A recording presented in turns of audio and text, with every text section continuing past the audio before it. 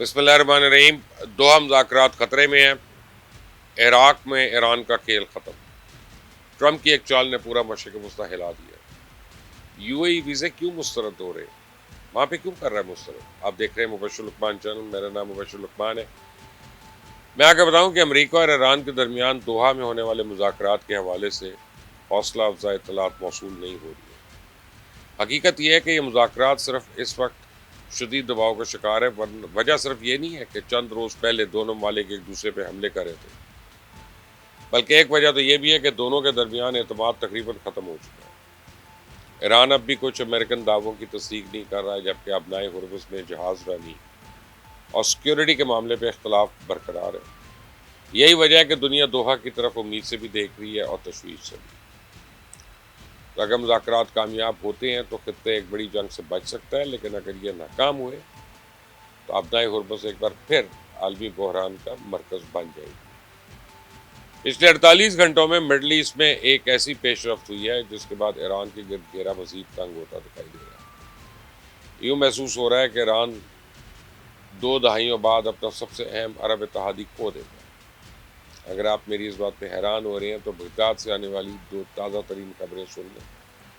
یہ خبریں صرف عراق کی نہیں ہیں بلکہ پورے مشرق وسطیٰ کی سیاست کو بدل سکتی ہیں۔ پہلی تو یہ ہے کہ عراق کے نئے وزیر اعظم علی زیدی نے اقتدار سنبھالتے ہی ملک گیر انسداد بدعنوانی آپریشن شروع کر دیا، اور دوسری خبر یہ ہے کہ عراقی حکومت نے ایران کی حمایت یافتہ مسلح گروہ کو ستمبر کے آخر تک ہتھیار ڈالنے کی مہلت دی۔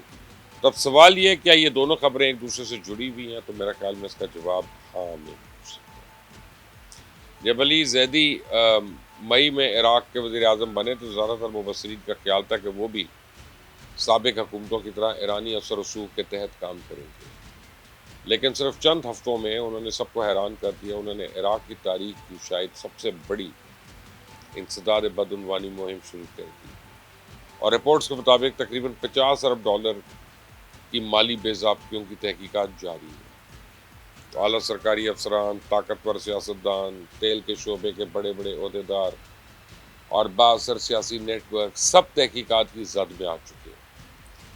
اندھا دھند گرفتاریاں ہو رہی ہیں۔ اطلاع تو یہاں تک ہے کئی بااثر شخصیات ملک چھوڑنے کی کوشش کر رہی ہیں۔ تو اگر یہ درست ہے تو صدام حسین کے بعد یہ عراق کی سب سے بڑی احتسابی مہم ہو سکتی ہے۔ لیکن اصل کہانی یہ نہیں ہے، بلکہ اصل کہانی یہ ہے کہ عراق نے ایک اور بڑا قدم اٹھا لیا۔ عراقی حکومت نے اعلان کیا ہے کہ ایران سے منسلک مسلح گروہوں کو ستمبر کے آخر تک اپنے ہتھیار ریاست کے حوالے کرنا ہوں گے، اور یہ وہ گروہ ہیں جنہوں نے گزشتہ 20 برسوں میں عراق کی سیاست، سلامتی اور طاقت کے مرکز پر گہرا اثر رکھا ہے۔ تو اب اگر یہی گروہ غیر مسلح ہوتے ہیں تو اس کا مطلب صرف ہتھیار جمع کرانا تو نہیں ہوگا، اس کا مطلب ہوگا کہ ریاست غیر ریاستی طاقت پہ غالب آ رہی ہے۔ اور یہ فیصلہ ایسے وقت میں آیا جب وزیر اعظم علی زیدی نے آنے والے دنوں میں امریکن صدر ڈونلڈ ٹرمپ کی دعوت پہ واشنگٹن جانے کا عندیہ دیا۔ تو امریکن میڈیا کے مطابق واشنگٹن بغداد پہ زور دے رہا ہے کہ ریاست سے باہر موجود مسلح گروپس کو غیر مسلح کیا جائے تاکہ پورے ملک میں صرف ریاست کی ریٹ قائم ہو۔ اگر واقعی ایسا ہے تو پھر یہ صرف عراق کی داخلی پالیسی نہیں بلکہ پورے خطے کی نئی حکمت عملی کا حصہ بھی ہو سکتا ہے۔ اب ایک لمحے کے لیے ایران کے زاویے سے سوچو۔ عراق صرف اس کا ایک پڑوسی ملک نہیں ہے بلکہ ایران کی قومی سلامتی، علاقائی حکمت عملی اور مشرق وسطیٰ میں اس کا اثر رسوخ کا اہم ستون رہا ہے۔ تو اگر بغداد کی پالیسی واقعی بدلتی ہے تو اس کے اثرات شام، لبنان اور پورے خطے تک محسوس کیے جائیں گے۔ اس لیے مجھے لگ رہا ہے کہ یہ پیش رفت معمولی نہیں ہے، لیکن تصویر کا ایک دوسرا رخ بھی ہے۔ بعض سیاسی مبصرین کا کہنا ہے کہ انسداد بدعنوانی کی اس مہم میں زیادہ تر سیاسی مخالفین کو نشانہ بنایا جا رہا ہے۔ اگر ایسا ہے تو پھر سوال پیدا ہوگا کیا یہ واقعی احتساب ہے یا پھر نیا کوئی صف بندی ہے، سیاسی صف بندی۔ تو اگر یہ احتسابی کارروائی بلا امتیاز ہوئی تو عراق مضبوط ہوگا، اور اگر یہ تاثر پیدا ہوا کہ قانون صرف مخالفوں کے لیے ہے تو یہ مہم نئی سیاسی بحران کو جنم دے گی۔ تو فی الحال ایک بات ضرور واضح ہے کہ بغداد میں کچھ غیر معمولی ہو رہا ہے۔ $50 ارب کی مبینہ کرپشن کی تحقیقات، طاقتور شخصیاتی گرفتاریاں، ایران سے منسلک مسلح گروپس کو الٹیمیٹم، اور پھر وزیر اعظم کا دورہ امریکہ، یہ سب الگ الگ واقعات نہیں لگتے بلکہ ایک بڑی تصویر کے مختلف حصے محسوس ہو رہے ہیں۔ تو کیا عراق واقعی ایران کے ہاتھ سے نکل رہا ہے؟ اس سوال کا حتمی جواب دینا اب قبل از وقت ہوگا، لیکن اتنا ضرور کہا جا سکتا ہے کہ بغداد پہلی مرتبہ ایسے فیصلے کر رہا ہے جنہیں چند مہینے پہلے تک ناقابل تصور سمجھا جاتا تھا۔ اسے میں سمجھتا ہوں کہ آنے والے دنوں میں چند ہفتے صرف عراق کے لیے نہیں بلکہ ایران، امریکہ اور پورے مشرق وسطیٰ کے لیے فیصلہ خود ہوں گے۔ ایک بات تو طے ہے، اس کھیل کے اثرات صرف عراق تک تو محدود رہیں گے نہیں۔ پچھلے کئی ہفتوں سے مجھ سے بہت لوگ ایک ہی سوال کر رہے ہیں کہ یو اے ای اور آخر اب پاکستانیوں کے ویزے کیوں مسترد کر رہا ہے۔ جو لوگ میرا یہ ویلاگ سن رہے ہیں وہ ایک بات کلیئر کر لیں کہ دبئی کا ویزا صرف پاسپورٹ اور بینک سٹیٹمنٹ دے کے جاری یا مسترد نہیں کیا جاتا۔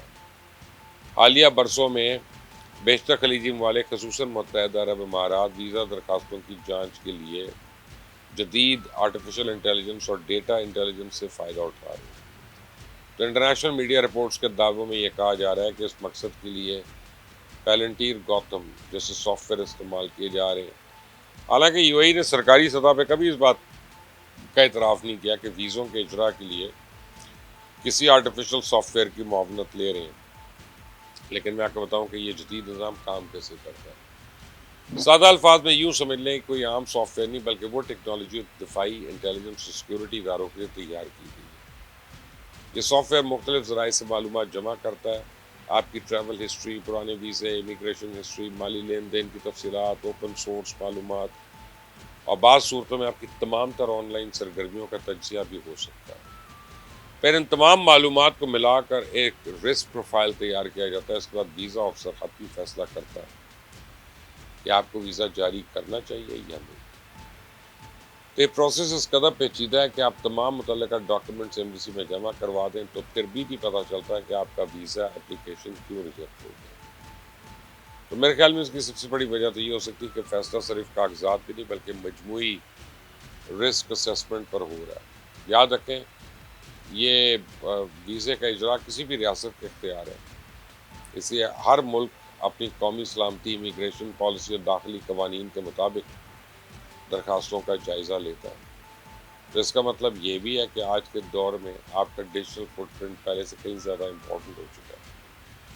اس لیے اگر آپ بیرون ملک سفر یا ملازمت کا ارادہ رکھتے ہیں تو صرف اپنے کاغذات ہی بلکہ اپنی آن لائن ساتھ درست معلومات، اپنا ویکیپیڈیا پروفائل اور قانونی ریکارڈ، اس کا بھی خیال رکھیں، کیونکہ آج کی جدید دنیا میں ویزا ریجیکشن صرف ایک فارم مسترد ہونے کا نام نہیں ہے بلکہ جدید ڈیٹا انالیٹکس، رسک مینجمنٹ اور انسانی فیصلے کا مجموعہ بھی ہو سکتا ہے۔ آپ دیکھ رہے ہیں مبشر لقمان چینل، اس کو سبسکرائب کریں، بیل آئیکن کو پریس کریں۔ انٹل نیکسٹ ٹائم، اللہ حافظ۔